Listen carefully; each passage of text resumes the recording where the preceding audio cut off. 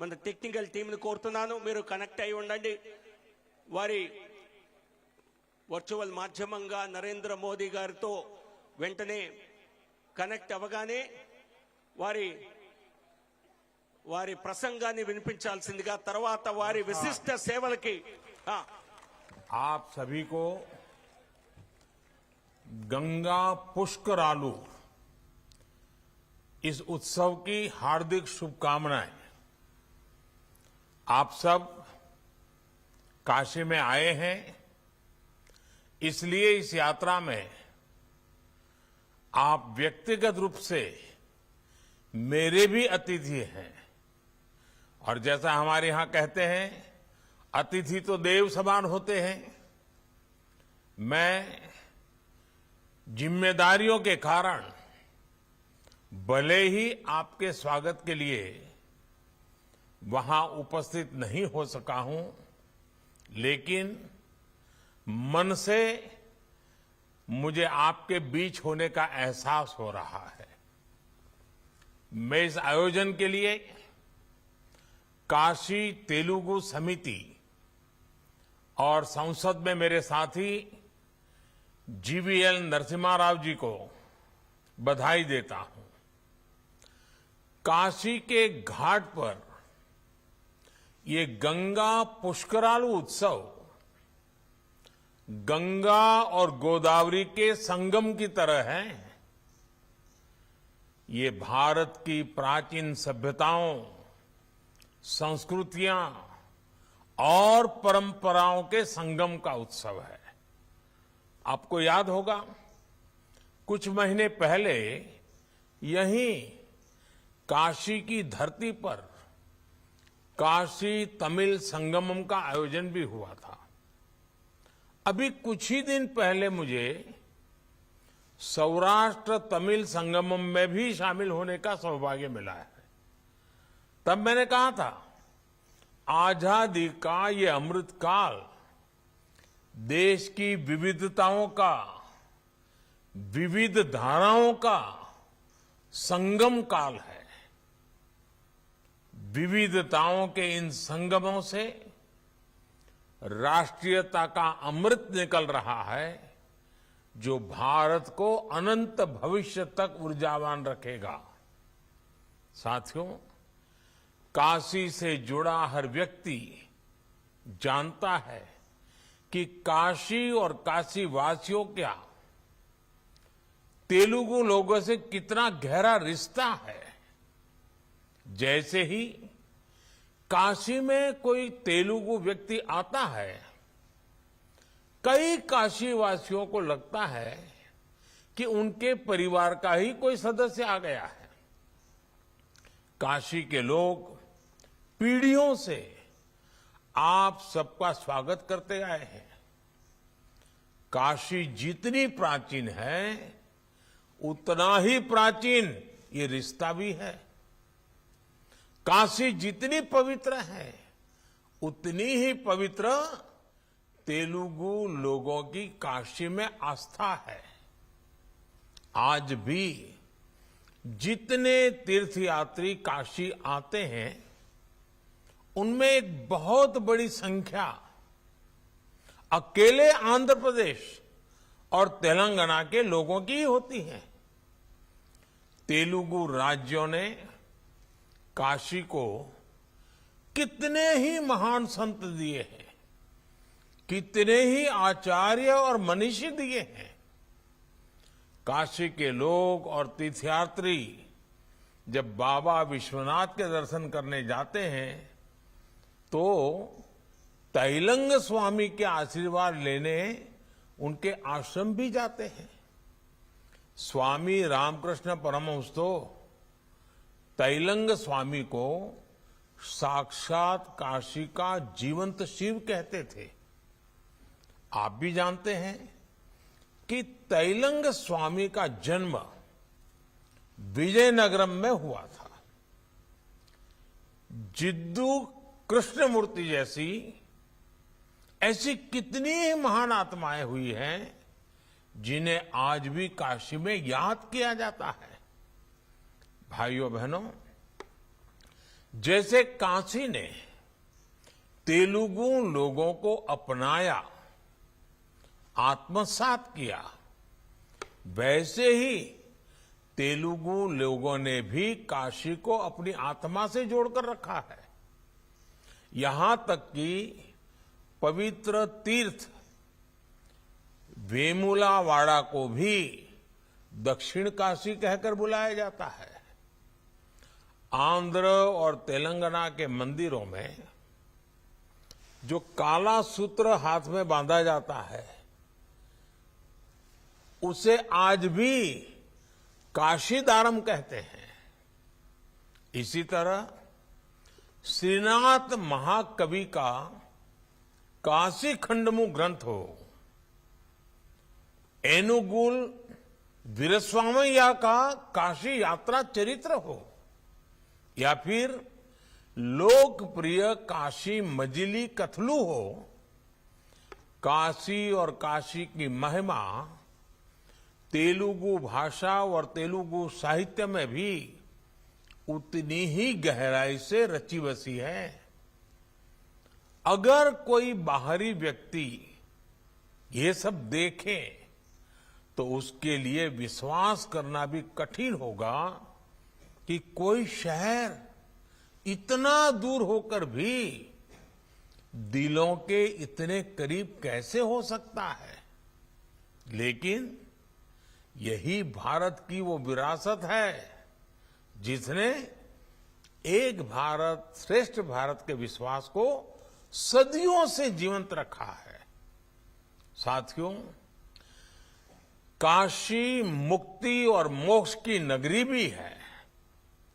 एक समय था जब तेलुगु लोग हजारों किलोमीटर चलकर काशी आते थे, अपनी यात्रा में तमाम परेशानी उठाते थे।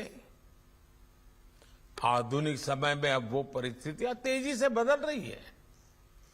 आज एक और विश्वनाथ धाम का दिव्य वैभव है, तो दूसरी ओर गंगा के घाटों की भव्यता भी है। आज एक और काशी की गलियां हैं, तो दूसरी ओर नई सड़कों और हाईवे का नेटवर्क भी है। आंध्र प्रदेश और तेलंगाना से जो लोग पहले काशी आ चुके हैं, वो अब काशी में हो रहे इस बदलाव को महसूस कर रहे होंगे। एक समय था जब एयरपोर्ट से दशाश्वमेध घाट तक पहुंचने में घंटों लग जाया करते थे। आज नया हाईवे बनने से अब लोगों का बहुत समय बच रहा है। एक समय था जब काशी की सड़कें बिजली के तारों से भरी रहती थी। अब काशी में ज्यादातर जगहों पर बिजली के तार भी अंडरग्राउंड हो चुके हैं। आज काशी के अनेकों कुंड हो, मंदिरों तक आने जाने का रास्ता हो, काशी के सांस्कृतिक स्थल हो, सभी का कायाकल्प हो रहा है। अब तो गंगा जी में सीएनजी वाली नावें भी चलने लगी हैं, और वो दिन भी दूर नहीं जब बनारस आने जाने वालों को रोपवे की सुविधा भी मिल जाएगी। चाहे स्वच्छता का अभियान हो, काशी के घाटों की साफ सफाई हो, बनारस के लोगों ने, वहां के युवाओं ने इसे जन आंदोलन बना दिया है। ये काशी वासियों ने अपने परिश्रम से किया है, बहुत मेहनत से किया है। इसके लिए मैं इस कार्यक्रम के माध्यम से भी काशी वासियों का जितना गुणगान करूं, जितना गौरव करूं, उतना कम है। और साथियों, मैं पूरे विश्वास के साथ ये भी कहूंगा कि मेरे काशी के लोग आपकी सेवा में, आपके स्वागत में कोई कमी नहीं छोड़ेंगे, क्योंकि मुझे मेरे काशी वासियों पर पूरा भरोसा है। बाबा का आशीर्वाद काल भैरव और मां अन्नपूर्णा के दर्शन अपने आप में अद्भुत होता है। गंगा जी में डुबकी आपकी आत्मा प्रसन्न कर देगी। इन सब के साथ ही आपके लिए इस गर्मी में काशी की लस्सी और ठंडाई भी है। बनारस की चाट, लिट्टी चोखा और बनारसी पान, इनका स्वाद आपकी यात्रा को और भी यादगार बना देंगे। और मैं आपसे एक और आग्रह करूंगा, जैसे एटी कोप्पा का वहां के लकड़ी के खिलौने मशहूर हैं, वैसे ही बनारस भी लकड़ी के खिलौने के लिए प्रसिद्ध है। आंध्र प्रदेश और तेलंगाना से आए हमारे साथी अपने साथ लकड़ी के बनारसी खिलौने, बनारसी साड़ी, बनारसी मिठाई, ऐसी बहुत सारी चीजें ले जा सकते हैं। देखिएगा, ये आपके आनंद को कई गुना और बढ़ा देंगे। साथियों, हमारे पूर्वजों ने भारत की चेतना को अलग अलग केंद्रों में स्थापित किया, जिनसे मिलकर भारत माता का स्वरूप पूरा होता है। काशी में अगर बाबा विश्वनाथ है तो आंध्र में मल्लिकार्जुन है और तेलंगाना में भगवान राजराजेश्वर है। काशी में अगर विशालक्षी शक्तिपीठ है तो आंध्र में मां ब्रह्मरांबा है, तेलंगाना में राजराजेश्वरी है। ऐसे सारे पवित्र स्थान भारत और भारत की सांस्कृतिक पहचान के महत्वपूर्ण केंद्र हैं। हमें देश की इस विविधता को इसी समग्रता से देखना है, तभी हम अपनी पूर्णता को जान पाएंगे, तभी हम अपने पूरे सामर्थ्य को जागृत कर पाएंगे। मुझे विश्वास है, गंगा पुष्करालु जैसे उत्सव राष्ट्र सेवा के इस संकल्प को ऐसे ही आगे बढ़ाते रहेंगे। इसी कामना के साथ आप सभी को एक बार फिर बहुत बहुत शुभकामनाएं देता हूं। आपकी ये यात्रा फलदायी हो, सुविधापूर्ण हो और काशी की नई नई यादें लेकर के आपके मन मंदिर को दिव्यता से भर दें, यही प्रार्थना बाबा के चरणों में करता हूं। फिर एक बार आप सबको बहुत बहुत धन्यवाद।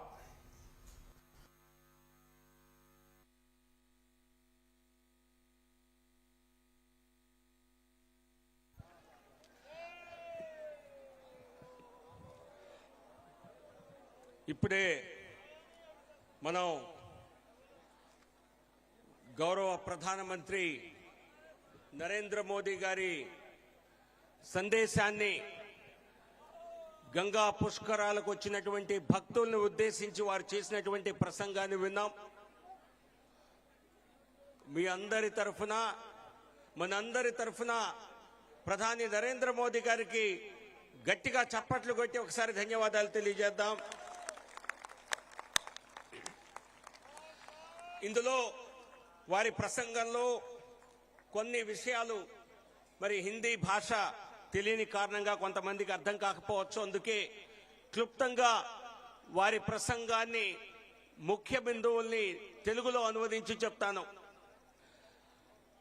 ప్రధాని నరేంద్ర మోదీ గారు ప్రారంభిస్తూ తన ఉపన్యాసాన్ని, తన ప్రసంగాన్ని గంగా పుష్కరాలకు విచ్చేసినటువంటి భక్తులందరికీ శుభాభినందనలు. మీరందరూ కాశీకి వచ్చారు. నాకు వ్యక్తిగతంగా మీరు అతిథులు, ఎందుకంటే నేను ఇక్కడ పార్లమెంటు సభ్యుడిగా ఉన్నాను. మోదీ గారు ఇక్కడ పార్లమెంటు సభ్యులు కనుక మీరందరూ నా అతిథులు. మన సంస్కృతిలో అతిథుల్ని భగవంతుడితో పోలుస్తారు. మీరు వచ్చిన ఈ సమయంలో మీతో వ్యక్తిగతంగా కలవటానికి నేను రాలేకపోయాను. అనేక కార్యక్రమాల వలన అది సాధ్యం కాలేదు. కానీ మిమ్మల్ని ఈరోజు అక్కడ ఉండకపోయినా నా మనస్సులో తలుచుకుంటున్నాను అని చెప్పి ప్రధాని నరేంద్ర మోదీ గారు మనందరినీ ఉద్దేశించి చెప్పారు. ఈ కార్యక్రమాన్ని నిర్వహిస్తున్నందుకు కాశీ తెలుగు సమితి తరఫున మేమందరం ఇక్కడ ఎవరైతే ఈ కార్యక్రమంలో పాల్గొంటున్నామో మాకు, అలాగే నాతో పాటు పార్లమెంటు సభ్యుడిగా ఉన్నటువంటి జీవీఎల్ నరసింహారావును కూడా అభినందిస్తున్నానని చెప్పి పెద్దలు పూజ్యులు ప్రధాని నరేంద్ర మోదీ గారు నన్ను కూడా అభినందించడం, అంతకంటే ఆశీర్వదించడం జరిగింది. కాశీ ఘాట్ల వద్ద పుష్కర ఉత్సవాలు ఏవైతే జరుగుతున్నావో ఇవన్నీ గంగా గోదావరి సంగమం వంటివి. మన ప్రాచీన సభ్యత, మన సంస్కృతి, మన పద్ధతుల సమాగమం ఈ సంగమం. మీకు గుర్తుండే ఉంటుంది, ఇక్కడే కాశీలో గతంలో కాశీ తమిళ సంగమం అనే కార్యక్రమం జరిగింది. ఆ కార్యక్రమంలో నేను పాల్గొనటం జరిగింది అని ప్రధాని గారు చెప్తూ, ఈ మధ్యనే సౌరాష్ట్ర తమిళ సంగమంలో కూడా పాల్గొన్నాను. నిజం చెప్పాలంటే స్వాతంత్రం వచ్చిన తర్వాత ఈ ఘడియలు అమృత ఘడియలు వంటివి. వచ్చే 25 సంవత్సరాల్లో మన దేశంలో అత్యద్భుత అభివృద్ధి జరగాలని, ఇది అమృత కాలం కావాలని నేను కోరుకుంటున్నాను. దీనిలో ఈ కార్యక్రమంలో తెలుగువారి కాశీ తెలుగు సంగమం సభలో ఈ జాతీయ అమృత భావం చిలికిస్తోంది. ఇది దేశ అనంత ఉజ్వల భవిష్యత్తుకి ఇది ఒక ఉదాహరణగా, ప్రేరణగా నాకు కనిపిస్తోంది అని ప్రధాని నరేంద్ర మోదీ గారు సంబోధించడం జరిగింది. కాశీ ప్రతి వ్యక్తికి తెలుసు. తెలుగు ప్రజల్లో కాశీ పట్ల ఒక ప్రత్యేకమైనటువంటి ఆరాధనా భావం ఉన్నది. తెలుగు వారు వస్తే కుటుంబ సభ్యులు వచ్చినట్లుగా ఇక్కడ కాశీ వాసులు, నా పార్లమెంట్ లో ఉన్నటువంటి కాశీ వాసులు వారందరూ ఆ విధంగా భావిస్తారు. ఎప్పుడు మిమ్మల్ని ఇక్కడ వారు స్వాగతించడానికి ఎప్పుడు సిద్ధంగా ఉంటారు. కాశీ ఎంత ప్రాచీనమైందో మీతో తెలుగు వారితో కాశీకి ఉన్నటువంటి సంబంధం కూడా అంతే ప్రాచీనమైనది. కాశీ ఎంత పవిత్ర భావమైనదో తెలుగు వారితో కాశీకి ఉన్నటువంటి భావం కూడా అంతే పవిత్రమైనది అని చెప్తూ ప్రధాని నరేంద్ర మోదీ గారు అనేక మంది స్వాములు, పూజ్యులు మరి కాశీతో వారికి అనుబంధం ఉన్నది. అటువంటి మహనీయుల్లో, యోగుల్లో ఒక ప్రధానమైనటువంటి ఒక స్వామి పేరు చెప్పారు. చాలా విశిష్టమైనటువంటి పేరు, ప్రతి ఒక్కరూ గుర్తుపెట్టుకోవాలి. ఇది నేను యాడ్ చేస్తోంది. వారు చెప్పిన పేరు తెలంగ స్వామి. తెలంగ స్వామి మీలో బహుశా అందరూ దర్శించుకొని ఉండకపోవచ్చు. తెలంగ స్వామి పంచగంగా ఘాట్ లో వారి ఆశ్రమం ఉన్నది. తెలంగ స్వామి తెలుగువారు, తెలుగు స్వామి, తెలంగ స్వామి అని పేరు కూడా బహుశా దాని నుంచే వచ్చింది. ఆయన విజయనగరంలో మన ఉత్తరాంధ్ర ప్రాంతంలో జన్మించారు. ఇప్పుడు కాదు, 16వ శతాబ్దంలో. అటువంటి స్వామి తెలంగ స్వామి, వారిని Ramakrishna Paramahamsa the walking Shiva of Kashi, అంటే కాశీలో నడిచేటువంటి మహాశివుడుగా తెలంగ స్వామిని రామకృష్ణ పరమహంస మరి శ్లాఘించారు. అలాగే జిడ్డు కృష్ణమూర్తి లాంటి ఫిలాసఫర్స్ కి ఇక్కడ మన కాశీతో చాలా సంబంధం ఉందని చెప్పారు. అలాగే కాశీలో తెలుగు వాళ్ళు ఒక ఆత్మీయతా భావాన్ని ఫీల్ అవుతారు. దాని ద్వారానే బహుశా మనకి వేముల వాడలో ఉన్నటువంటి తీర్థాన్ని శైవ క్షేత్రాన్ని దక్షిణ కాశీగా అభివర్ణించడం జరుగుతుంది. అలాగే తెలుగు వారికి కాశీకి ఉన్న అనుబంధాన్ని తెలియజేస్తూ కాశీ దారమని మనం ప్రతి గుడిలో కూడా ప్రతి పుణ్యక్షేత్రంలో కట్టేటువంటి మరి దీన్ని కాశీదారం అంటాం, కాశీదారం అని పిలుస్తాం. అలాగే కాశీ ఖండం శ్రీనాథ మహాకవి 17వ శతాబ్దంలో రచించినటువంటి కాశీ ఖండం కానివ్వండి, ఏనుగు వీరస్వామయ్య గారు రచించినటువంటి కాశీ కథనం కానివ్వండి, కాశీ మజిలీ కథలు కానివ్వండి, ఈ రకంగా తెలుగు సాహిత్యంలో కాశీకి ఎంతో ప్రాముఖ్యత ఉన్నది అని చెప్పారు. అలా చెప్తూ కాశీ తెలుగు రాష్ట్రాలకు ఎంతో దూరం ఉన్నది. ఎంత దూరంగా ఉన్నప్పటికీ కూడా వందల సంవత్సరాలుగా కాశీ తెలుగు వారికి తెలుగు ప్రజలకి చాలా దగ్గరగా ఒక ఆత్మీయత ఆధ్యాత్మిక భావంతో చాలా దగ్గరగా ఉన్నది. గతంలో వేల కిలోమీటర్లు ప్రయాణం చేసి వచ్చేవారు, కాలినడకన వచ్చేవారు, ఇబ్బందులు పడుతూ వచ్చేవారు. ఈ రోజు ఆ పరిస్థితులు మారాయి. మనకి ఇక్కడ అత్యద్భుతమైనటువంటి మరి ట్రావెల్ సదుపాయాలు మనకు కలిగాయి.